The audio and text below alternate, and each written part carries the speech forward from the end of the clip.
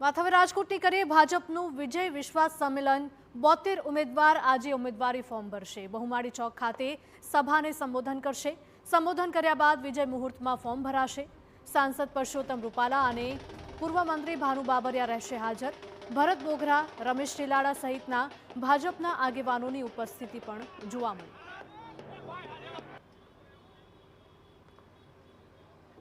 રાજકોટ મહાનગરપાલિકાની ચૂંટણીને લઈને ફોર્મ ભરવાનો આજે છેલ્લો દિવસ છે અને આજે છેલ્લા દિવસે ભારતીય જનતા પાર્ટીના 72 ઉમેદવારો છે તે પોતાનું ઉમેદવારી ફોર્મ ભરશે। તે પહેલા એક વિજય વિશ્વાસ સંમેલનનું આયોજન છે તે કરવામાં આવ્યું છે। જે પ્રકારે તમે દ્રશ્ય જોઈ રહ્યા છો કે સાંસદ પરસોત્તમ રૂપાલા, ધારાસભ્ય રમેશ ટીલાડા, ભાનુબેન બાબરિયા, દર્શિતા શાહ સહિતના જે તમામ આગેવાનો છે, ભાજપના જે પ્રદેશ આગેવાન જે ભરત બોઘરા, નીતિન ભારદ્વાજ સહિતના આગેવાનો છે તેઓ અહીં ઉપસ્થિત છે અને 12 ને 39 મુહૂર્તે વિજય મુહૂર્તમાં જે તમામ જે કાર્યકર્તાઓ છે, ઉમેદવારો છે તે પોતાના ઉમેદવારી ફોર્મ છે તે ભરવાના છે।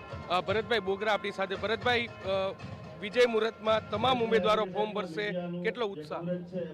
રાજકોટની જનતાનો અને રાજકોટ મહાનગર ભાજપનો ખૂબ જ ઉત્સાહ આજે જોવા મળી રહ્યો છે। લોકોના આશીર્વાદ લઈને વિજય વિશ્વાસ સંમેલનમાં લોકોના આશીર્વાદ અને પ્રેમ મેળવીને આજે 72 ઉમેદવારો ભાજપના ફોર્મ ભરશે અને વર્ષોથી જે રીતે રાજકોટ મહાનગરે ભારતીય જનતા પાર્ટીના આશીર્વાદ આપ્યા છે એવી રીતે આ ચૂંટણીમાં પણ 72 સીટો સાથે કોર્પોરેશનમાં ભાજપનો ભગવો લહેરાશે।